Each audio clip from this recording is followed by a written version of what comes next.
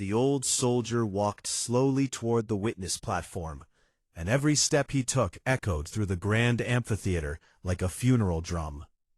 His name was Voreth Kale, and he had once been the youngest fleet commander in the history of the Dralith Empire, a title that meant nothing now, except that he had survived long enough to become the oldest one instead.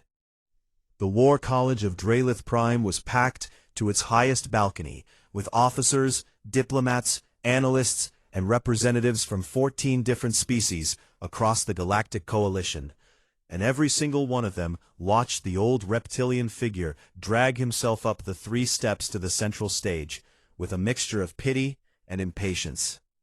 Voreth did not care about their pity, and he certainly did not care about their impatience. He settled into the witness chair and let the silence hold for a moment, while the council members adjusted their translation devices and shuffled their data pads.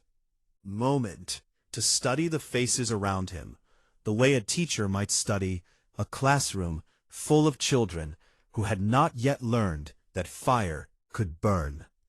He was not a pretty thing to look at anymore, and he knew it well enough.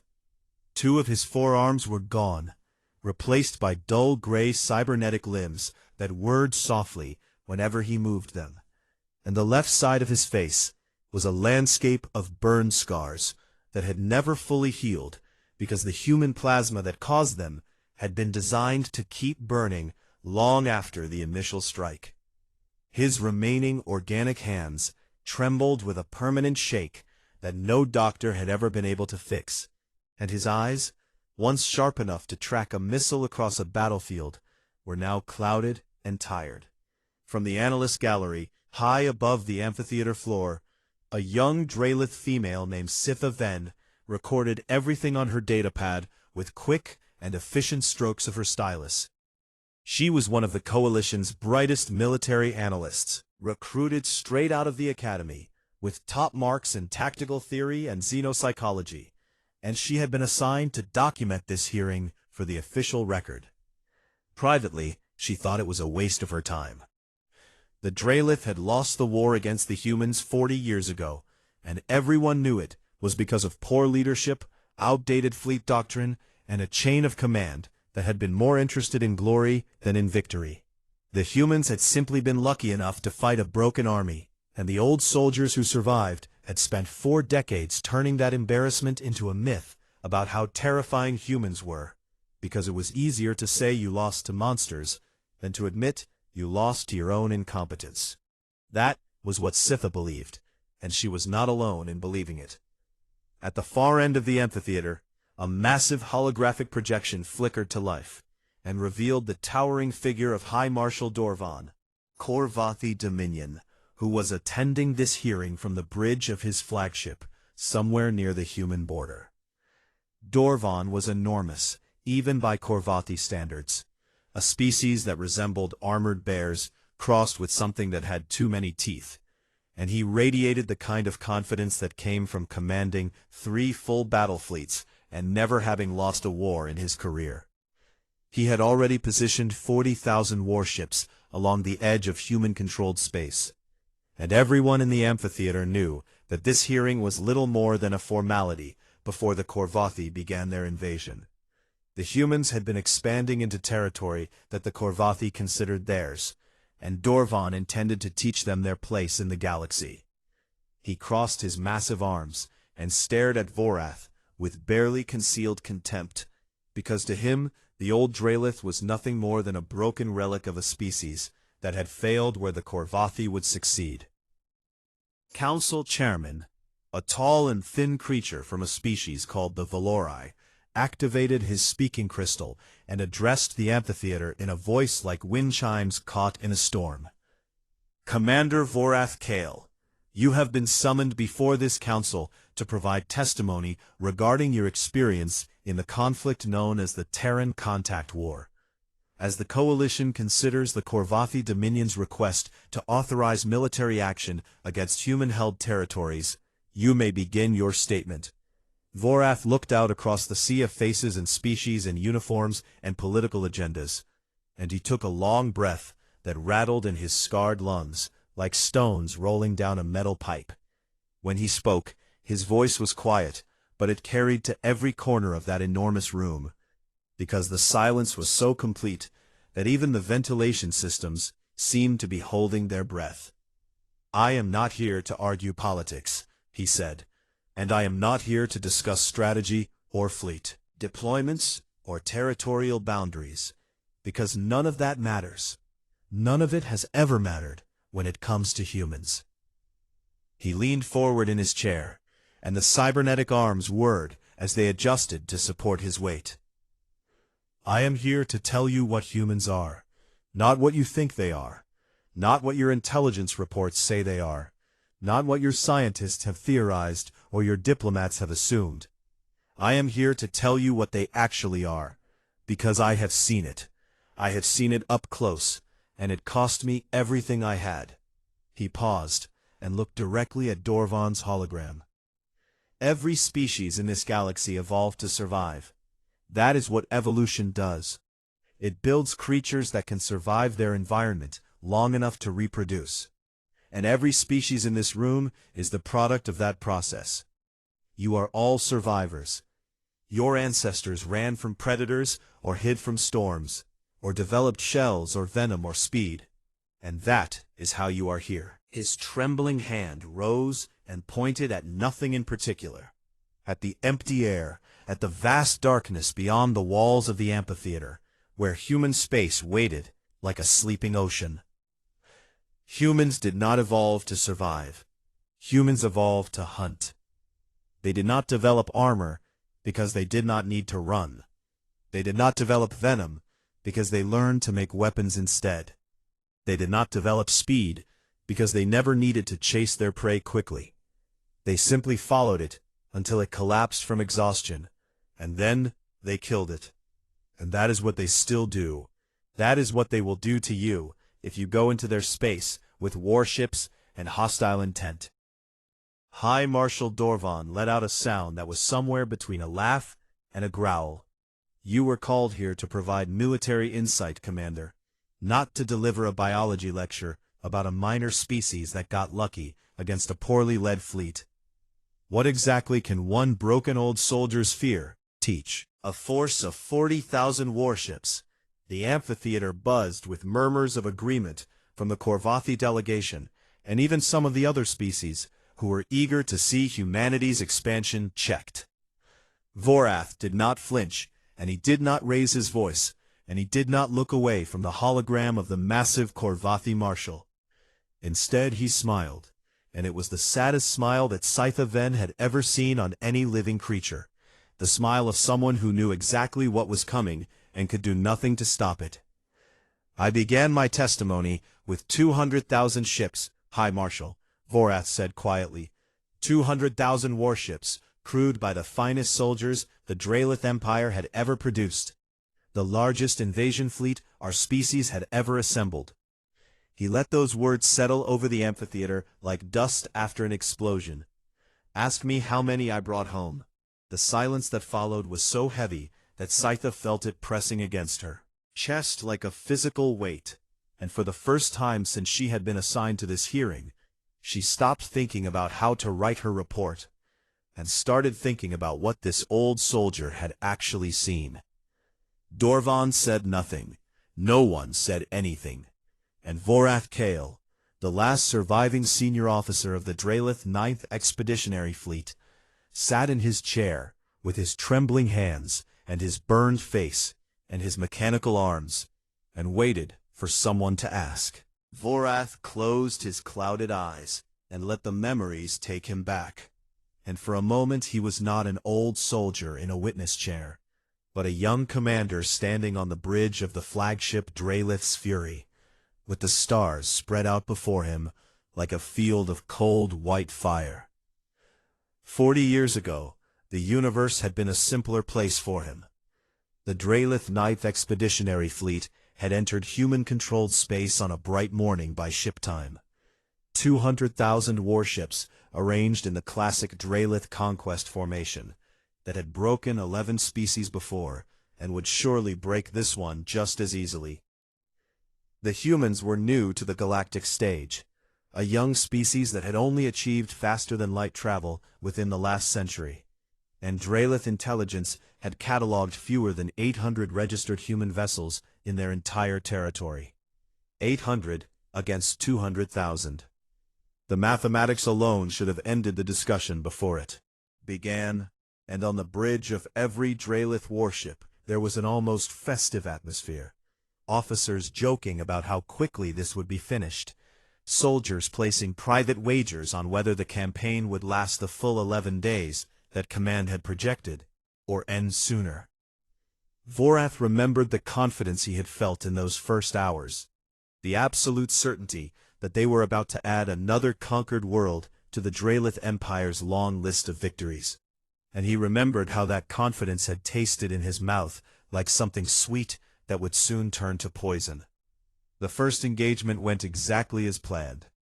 A human border outpost, a small station orbiting a rocky moon with a garrison of perhaps 30 ships, detected the Drelith fleet and scrambled its defenses, and the Drelith vanguard crushed it in less than 4 hours.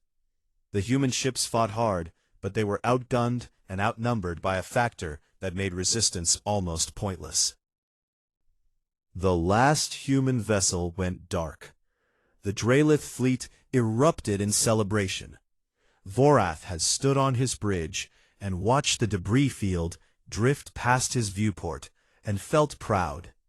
And that pride was the first thing the humans would take from him. The fleet pushed deeper into human territory, and the humans fell back before them, abandoning outposts and colonies and stations in a pattern that the Drelith tacticians recognized as a standard retreat, a weaker force giving ground before a superior one, exactly what the textbooks predicted. But then the supply ships started disappearing.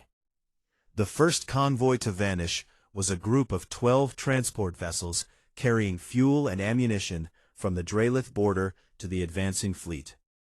And when they failed to arrive on schedule, the fleet command assumed it was a navigation error or a mechanical problem, because supply convoys did not simply disappear in controlled space. Then the second convoy vanished, and the third.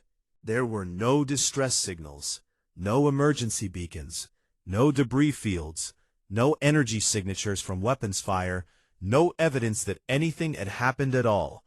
The ships simply existed, and then they did not, as if the darkness between stars had opened its mouth and swallowed them whole. Vorath felt something cold settle in his stomach when the fifth convoy disappeared, a feeling he had never experienced before in his military career, and it took him several days to recognize it as the beginning of fear. He ordered scout ships to sweep the fleet's supply corridor, and what they reported back made the cold feeling spread from his stomach to his spine. The human ships were not retreating. They were repositioning. The scouts had detected traces of human engine signatures in places where no human ships should have been. Behind the Drelith fleet, above it, below it, scattered through the empty space between star systems, like seeds planted in dark soil. And every trace led nowhere, because the humans moved and then went silent, and then moved again, in patterns that no Drelith computer could predict. The humans were not running from the Drelith fleet, Vorath realized with a clarity that hit him like a blast of cold water. They were hurting it. Every engagement, every abandoned outpost, every retreat had been designed to pull the Drelith fleet deeper and deeper into human territory, stretching their supply lines thinner and thinner, while the humans watched and waited and learned. And they were learning fast. Faster than anything Vorath had ever encountered or ever imagined was possible.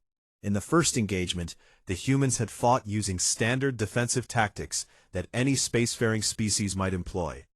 But by the third engagement just 9 days later, their tactics had completely changed.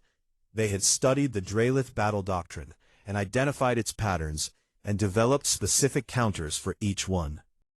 And by the fifth engagement they were not just countering Drelith tactics but predicting them, arriving at battle positions before the Drelith fleet even decided to go there.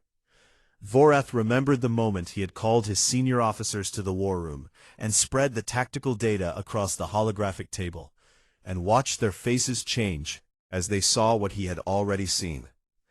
The humans were not reacting to the Drelith fleet. They were studying it. Every engagement was a test. Every retreat was a measurement. Every vanished supply convoy was a lesson learned.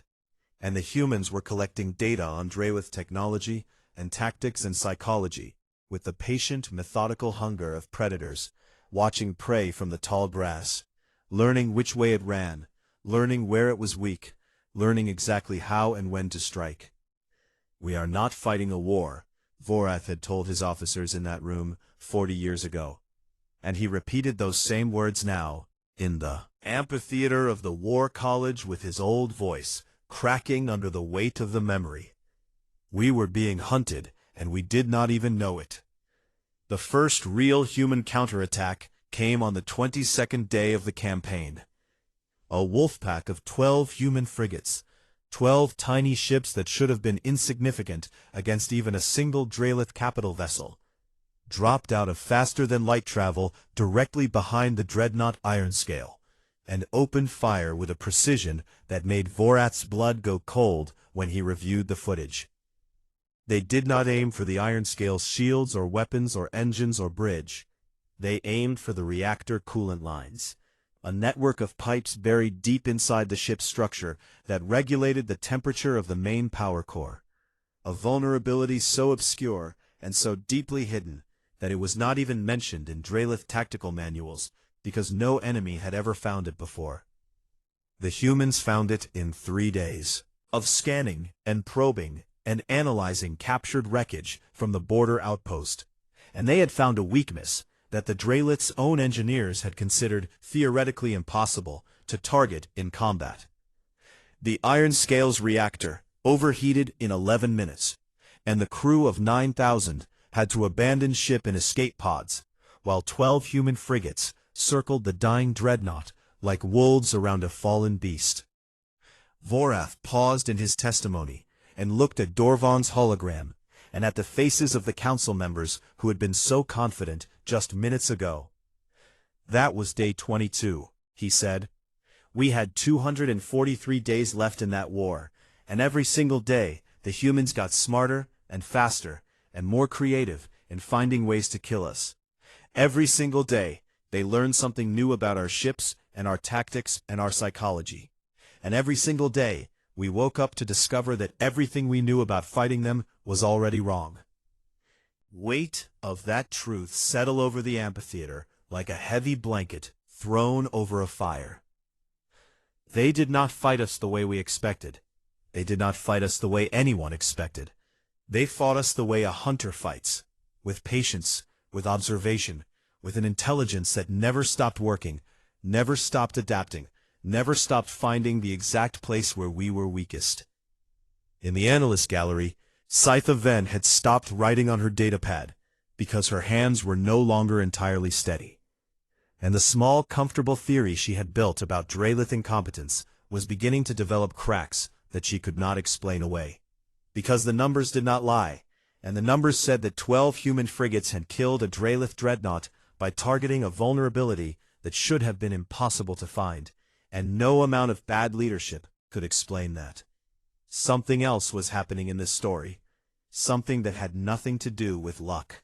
Broken command structures.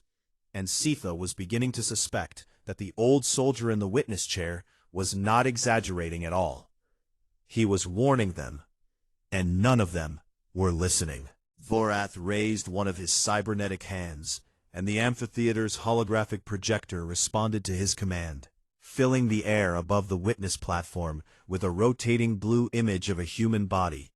And the council members leaned forward in their seats, because whatever they had expected the old soldier to show them next, it was not this. It was not a battle map, or a fleet deployment chart, or a weapons schematic. It was a biology lesson. "Before I continue with the war," Vorath said, "you need to understand what you are looking at. Not as soldiers, not as strategists, but as scientists. Because the answer to every question you have about why the Drelith lost, and why the Korvathi will lose, is written in this body." He pointed to the image of the human with his trembling organic hand, and began to speak in the tone of someone who had spent 40 years studying the thing that had almost killed him. "Humans evolved on a world called Earth, a mid-gravity planet, with a breathable atmosphere and a remarkable diversity of predators. And on that world, the early ancestors of modern humans had no natural weapons worth mentioning. No claws that could tear through hide, no venom that could paralyze prey, no armor plating, no wings, no ability to see in the dark, no speed advantage over any of the major predators that shared their environment." He paused and looked around the amphitheater. By every standard measure of evolutionary fitness, early humans should have been prey. They should have been food for something bigger and faster and stronger, and for a very long time many of them were. But instead of developing the biological tools that every other species in this galaxy used to survive, humans developed something else entirely.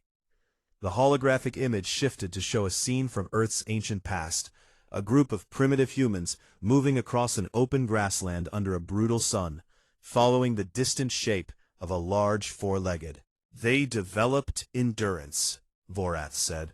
"Humans are pursuit predators, the only known sapient species in the galaxy that evolved to hunt by simply following their prey until it collapsed from exhaustion. They cannot outrun their prey. They cannot overpower it. They cannot fly above it or dig beneath it. But they can follow it, hour after hour, day after day, across any terrain in any weather, until the prey's body gives out, and the humans walk up to it and kill it with whatever tool they have made from the rocks and sticks around them." He let that image sit in the minds of every alien in the room. This is not a minor detail of their biology. This is the foundation of everything they are. Their bodies are designed for relentless, sustained effort. Their muscles recover faster than any other known species. Their cardiovascular systems can operate at high intensity for hours without failure. Their brains are wired to track patterns and predict movement and solve problems under physical stress. And most importantly, their psychology, the deep architecture of their minds, is built around a single principle that no other species in this galaxy shares. He leaned forward. "They do not give up. It is not a cultural value or a philosophical choice, or a matter of training. It is a biological imperative, wired into every cell of their bodies. When a human is exhausted, they keep going. When a human is injured, they keep fighting. When a human is outnumbered and outgunned, and has every logical reason to surrender, they look at the situation and ask themselves how they can win anyway. And then they find an answer. And if they cannot find an answer today, they will find one tomorrow. And if not tomorrow, then the day after. Because giving up is not something their biology allows them to do easily." The amphitheater was very quiet now. Vorath changed the holographic display again, and this time it showed a comparison chart between the biological capabilities of 12 different sapient species in the galaxy, and the human column was highlighted in red, and even from the analyst gallery, Scythe Ven could see that the numbers were extraordinary. Human endurance rating was the highest on the chart by a factor of 3. Their adrenaline response was off the scale entirely. Their ability to function with severe injuries exceeded every other species by a margin that seemed almost fictional. And their neural plasticity, the speed at which their brains could learn and adapt to new information, was so far beyond the galactic average that the chart had to be rescaled twice just to fit the data. Scythe checked the numbers against the Coalition's own biological database and felt something tighten in her chest when she confirmed that every single one of Vorath's claims was accurate. The old soldier was not exaggerating. He was, if anything, understating the case. Now, the voice of a teacher who knew his subject intimately because he had paid for the knowledge in blood. "Humans do not fight to win battles," he said. "They fight to break you. They will absorb casualties that would shatter the morale of any other species in this room. And instead of falling apart, they will get angry. And a human that is angry is not a human that is weakened. It is a human that has stopped being cautious. and you do not want a human to stop being cautious, because caution is the only thing standing between you and the full weight of what they are capable of. He pulled up one more piece of data, and this one was a memory recording from his own ship's interrogation room. 40 years old and slightly degraded at the edges, but still perfectly clear. It showed a human female sitting in a chair with her hands bound behind her back, wearing a torn military uniform with the name Vasquez stitched above the left pocket, and she was smiling. This officer during a skirmish in the 3rd month of the war, Vorath said, Lieutenant Elena Vasquez, and she was the most cooperative prisoner I have ever encountered in my career. She answered every question we asked about human tactics and strategy and fleet dispositions. She was polite and helpful and even offered suggestions about how we might improve our interrogation techniques. He paused. It took me 2 weeks to realize that everything she told us was already obsolete. The humans had changed their entire battle strategy while she sat in that cell smiling at us. Every piece of information she gave us was accurate and truthful and completely useless, because by the time we acted on it, the humans had already moved on to something new. She was not cooperating because she was afraid. She was cooperating because she knew it did not matter. He zoomed the recording in on Vasquez's face, on her calm, dark eyes, and every alien in the amphitheater saw the same thing. That Vorath had seen 40 years ago. Look at her eyes, he said softly. That is not fear. That is not anger. That is not submission or desperation or madness. That is assessment. She is sitting in an enemy cell, surrounded by beings twice her size, and she is looking at them the way a predator looks at something it has not yet decided to kill. I saw that same look in every human I encountered during the war. Soldiers and civilians and prisoners and diplomats. Every single one of them looked at us with that same calm, flat expression. And I will tell you what it means. It means they are calculating, always measuring the distance between what they could do and what they choose to do. And the gap between those two things is the only reason any of us are still alive. High Marshal Dorvan's holographic image stirred, and his voice rumbled through the amphitheater like distant thunder. Biology is irrelevant against superior technology, Commander. The Korvathi fleet carries weapons that can crack a planet's crust. No amount of endurance or persistence will save the humans from that. Vorath looked at the hologram for a long moment, and then asked a single question. How long have the Korvathi had plasma lance technology, High Marshal? Dorvan straightened with pride, and answered without hesitation. 600 years. Vorath nodded slowly. Humans went from chemical rockets to antimatter engines in 200 years. They went from iron swords to nuclear weapons in 3,000 years.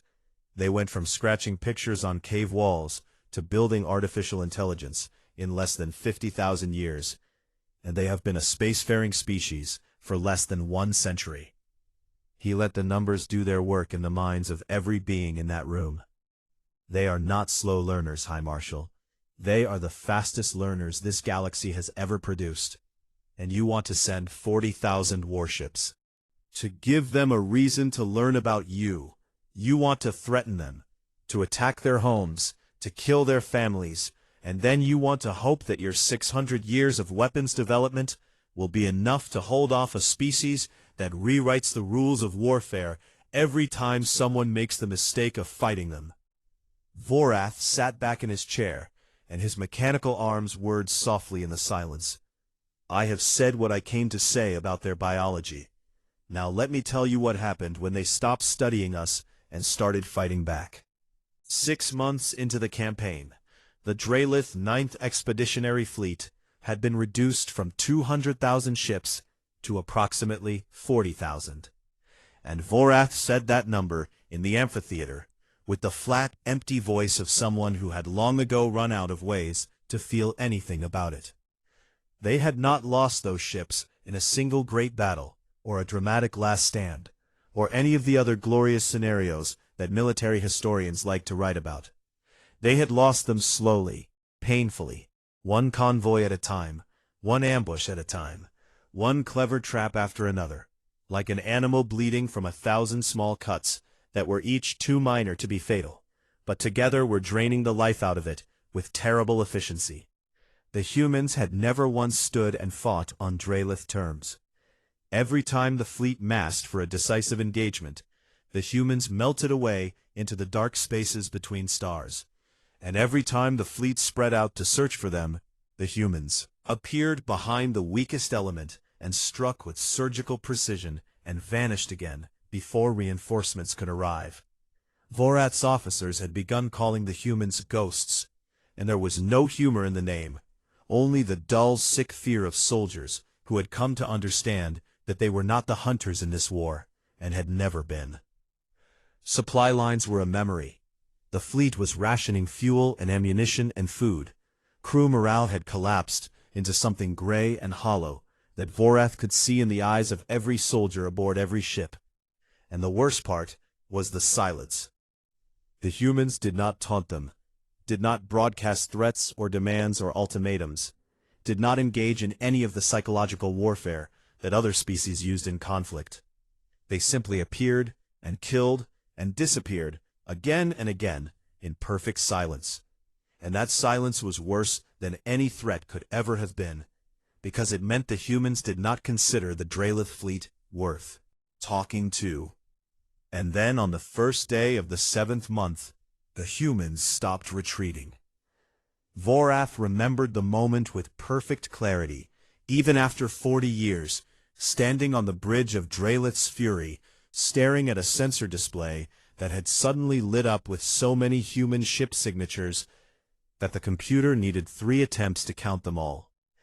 Every human vessel in the sector was converging on the Drelith fleet simultaneously, from every direction, in a coordinated movement so precise that every ship arrived within the same 11-minute window, across a volume of space that covered 3 star systems.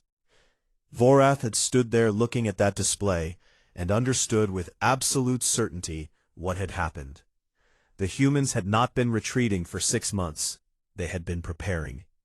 Every ambush, every vanished convoy, every probing attack, every silent disappearance had been part of a single coordinated plan that had begun the moment the Drelith fleet crossed into human space, and the plan had not been to drive the Drelith out or to defend human territory or to negotiate from a position of strength.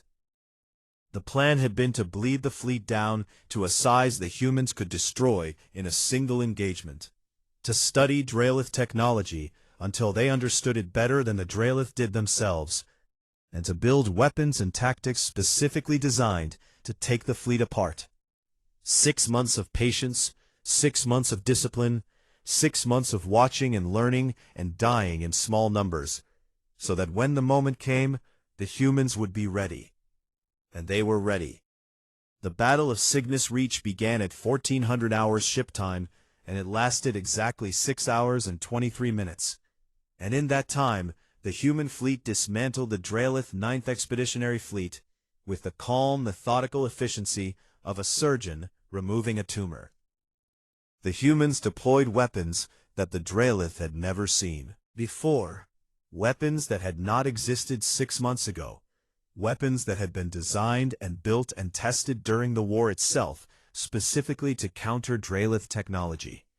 They fired projectiles that phased through Drelith shields as if they were not there. Because the humans had spent 6 months analyzing the shield frequency data from every engagement, and had engineered munitions tuned to pass directly through them. They deployed electronic warfare systems that spoke to Drelith computers in their own language, shutting down weapons and engines and life support with commands that looked like legitimate orders from Drelith Command. Because the humans had captured enough Drelith communications equipment to reverse engineer the entire military encryption protocol. They moved in formations that Drelith tactical computers could not predict, because the formations were designed around the specific weaknesses of Drelith targeting algorithms, identified by deliberately triggering those algorithms thousands of times during 6 months of skirmishes and cataloging every response. Vorath watched his fleet die around him and felt something beyond fear, something beyond despair, something that he had never felt before and would never feel again. A kind of awe that lived right next to the horror, like two animals sharing a cage. Because the humans were magnificent. They were terrible and unstoppable and absolutely magnificent. And even as they destroyed everything Vorath had ever commanded, he could not help but recognize that he was witnessing something extraordinary. A species operating at the absolute peak of what warfare could be. Every ship in perfect coordination, every weapon fired with purpose, every movement calculated to achieve maximum effect with minimum waste. And then the broadcast came. Every Draelith communication system in the fleet activated at the same time, overridden by a human signal that cut through every encryption and every firewall as if they were made of paper. And a human voice filled every bridge and every corridor and every escape pod in the dying fleet. It was Vasquez. She was no longer a lieutenant sitting in an interrogation cell with her hands bound behind her back. She was Captain Elena Vasquez now, commanding a carrier group, and her voice was calm and steady and completely without anger. "You came into our home," she said. "You killed our people. We have been very patient with you. That patience is over." That was all she said, and then the broadcast ended, and the humans finished their work. But the thing that broke Vorath's mind, the thing that kept him awake for 40 years and brought him to this amphitheater today, was not the battle itself. It was what happened after. Because the humans did not destroy the fleet, they disabled it. They targeted engines and weapon systems and command bridges with a precision that should have been impossible in the chaos of battle. And when the shooting stopped and the silence returned, Vorath found himself floating in a crippled flagship, surrounded by crippled ships, crewed by living soldiers who had been specifically and deliberately left alive. The humans had not been trying to annihilate the Draelith fleet. They had been trying to send a message. And the message was this: we could have killed every single one of you, and we chose not to. We chose to let you go home. We chose to let you live. And we chose this not because we are merciful by nature, but because we want you to tell everyone what happened here. Vorath escaped with 1,200 ships out of 200,000, and as his broken remnant limped toward the border, the final horror revealed itself. Human ships followed them, not to attack, not to threaten, not to ensure they left, to offer medical aid. 99% of his fleet activated medical frequencies and broadcast offers to treat wounded Draelith survivors, and human medical ships moved alongside the retreating fleet with their weapons powered down and their cargo bays open and their doctors ready. Vorath's voice cracked as he told this part of the story in the amphitheater. "That is the most terrifying thing I have ever witnessed in my life," he said. "Not the weapons, not the tactics, not the impossible speed of their adaptation. The fact that they offered to save the people they had just spent 6 hours destroying, because it meant they were never out of control, not for 1 second, not for 1 moment during that entire battle. Every death was calculated. Every ship they destroyed was a choice. Every life they took was weighed and measured and deemed necessary by minds that were still calm enough and clear enough and human enough to offer medical aid to the survivors." Voice was barely a whisper now. "Humans do not lose themselves in violence, High Marshal. They do not rage. They do not panic. They do not become something else when they fight. They become more of what they already are, and what they are is the most efficient and adaptable predator this galaxy has ever produced, wearing the face of a species that genuinely wants to be kind." He closed his eyes. "That is what makes them terrifying, not the killing, the kindness that comes after, because it means every single death was a choice, and they can stop choosing death whenever they want, and start again whenever they need to." The amphitheater was silent in a way that went beyond the absence of sound. It was the silence of several hundred beings from 14 different species, all arriving at the same terrible understanding at the same moment. The understanding that the old broken soldier in the witness chair was not telling a war story. He was delivering a prophecy. Vorath opened his eyes, and they were wet, not with self-pity, but with the exhaustion of a man who had carried a truth for 40 years, and was finally setting it down in front of people who might actually listen. "I have told you about the war," he said, "and now I will tell you what happened after, because that is the part that matters most." He straightened in his chair, and the cybernetic arms adjusted with a soft mechanical sound that was the only noise in the entire amphitheater. "In the 40 years since the Terran Contact War, I have watched humanity from a distance. I have read every report, studied every diplomatic exchange, tracked every movement of their civilization across the stars, and I will tell you what I have found." He raised one trembling organic hand and began to count. "In 40 years the humans have not started a single war. Not one, not against any species, not for any reason. They have been provoked and insulted and tested and threatened by half the species in this galaxy. And they have responded every single time with diplomacy and patience and restraint." He raised a second finger. "They have signed trade agreements with 30 species, agreements that independent analysts have confirmed are fair and mutually beneficial. Not the predatory deals of a dominant power exploiting weaker neighbors, but genuine partnerships built on shared prosperity." A third finger.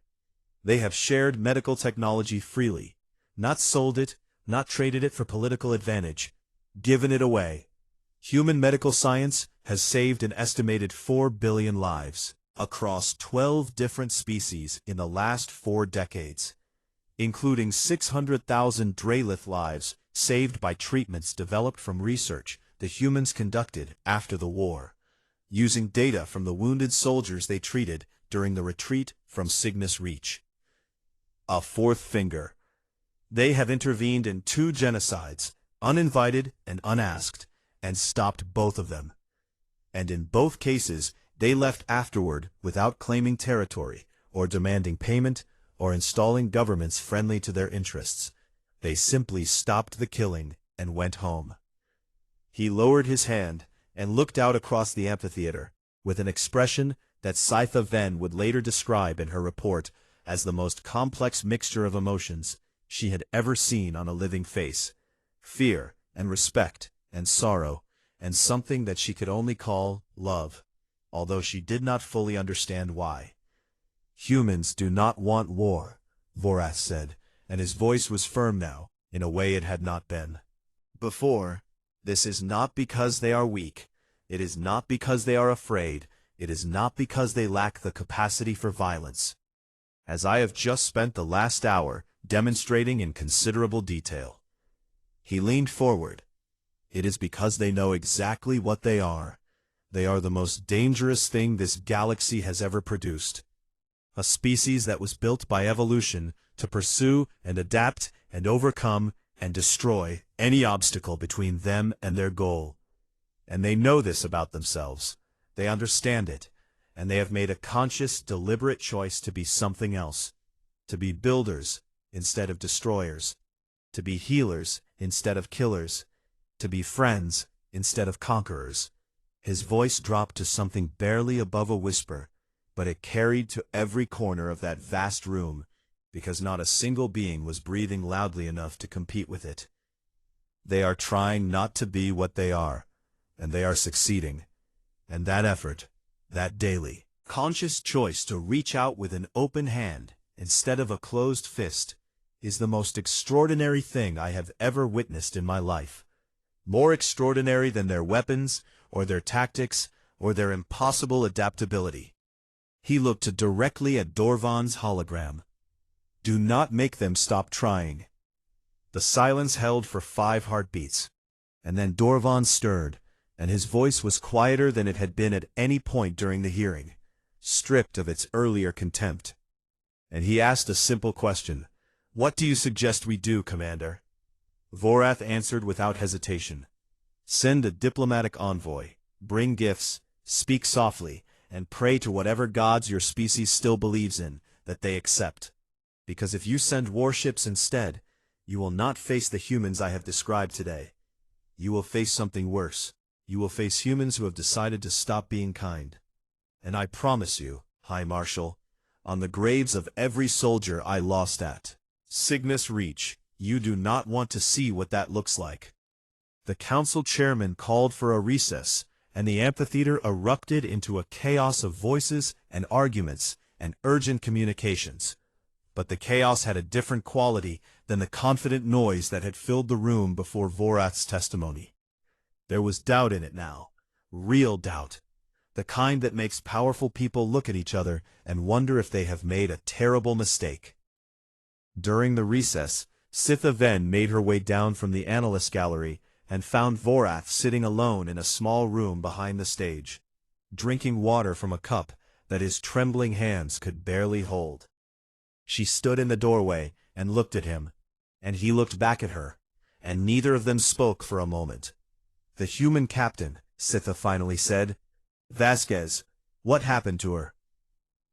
Vorath set down his cup and reached into the pocket of his old military coat and produced a small data chip that was scratched and worn. Worn from years of handling. 5 years after the war, she sent me a message, he said, an invitation to visit Earth, to meet her family, to share a meal at her home. I did not go.